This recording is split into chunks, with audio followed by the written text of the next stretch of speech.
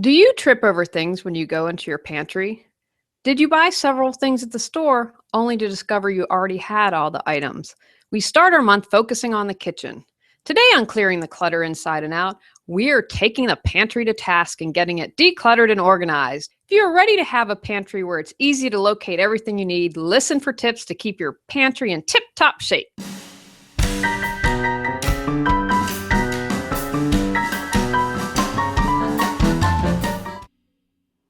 Are you overwhelmed by clutter, looking to organize your life?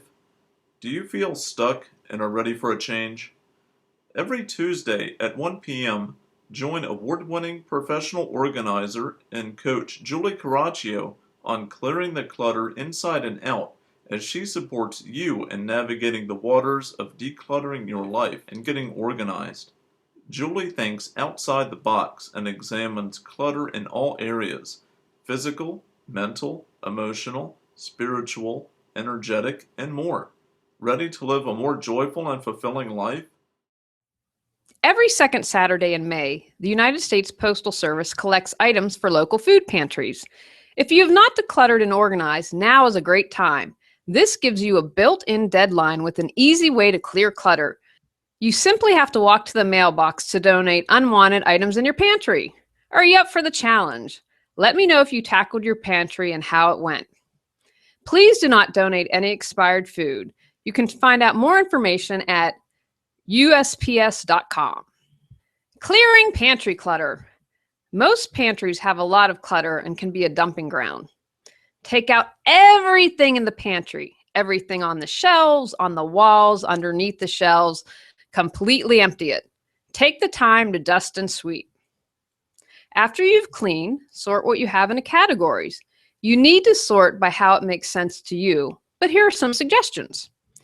Dry goods, such as coffee, cornmeal, flour, pasta, rice, oatmeal. Baking supplies, including sugar, baking powder, baking soda, chocolate chips, and condensed milk. Spices, basil, bay leaves, bouillon cubes, chili powder, and cinnamon. Canned goods like chicken broth, soup, or tomatoes. Condiments, barbecue, ketchup, mayo, mustard, olive oil. Bread, bagels, English muffin, and buns. Remember, it must make sense to you. My salt, baking soda, and baking powder are with spices, but for someone else, it might make sense to have with baking supplies. You will also want to sort for your lifestyle. Snacks may be a category that you need and could include applesauce, chips, and granola bars. You might also need an area for pet food. We keep our cat food in the pantry. Organizing the pantry. Now that you've sorted all your pantry items, it's time to organize the pantry. Organize pantry shelves with food items grouped by categories that you created. Utilize space. We put a huge rack on the back of the door where we have spices, tea, and oils. We also put up a shelf where we have wet cat food. We have one area dedicated for cleaners and one for pet supplies. You may want to consider containers for cereal or pasta. If you eat a lot of something and buy in bulk, this can help keep it fresh. We have pourable containers for each of our cats' food. Think about what you use often and try and keep that within easy reach. Bulky or heavy items, such as cleaners or bags of dry pet food, might be better underneath the shelves. Did you start to get organized but got stuck? Need some questions answered or customized suggestions? Simply looking for a professional organizer to bounce some ideas? Our online Ask a Professional Organizer office hours gives you the chance to ask award-winning professional organizer Julie Coraccio questions about decluttering and organizing for your home, life, office, and more. Learn more at reawakenyourbrilliance.com.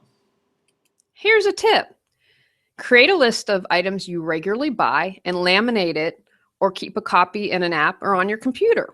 You can easily reuse as your grocery list and check items that you need. If you keep on the fridge or close by, everyone can mark when something is out and you need it. Santa Claus brought us Echo from Amazon, and Alexa is the assistant. I never thought I would get rid of paper lists, but I now use Alexa exclusively. All I have to do is say, "Hey Alexa, add X to the grocery list, and it is done. I have an app for my iPad, and I pull that up at the store. Alexa's in the kitchen, so this makes it almost foolproof for me that I'll get everything I need when I go to the grocery store. Although I would suggest buying it on sale. I know that my husband got a great deal on Echo.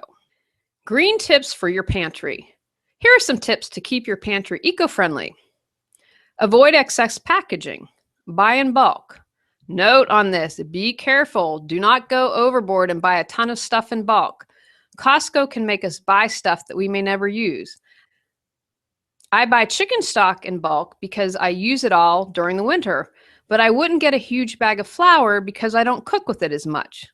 Know your eating habits and buy in bulk things you will use in a reasonable amount of time. Buy large bottles of juice instead of boxes.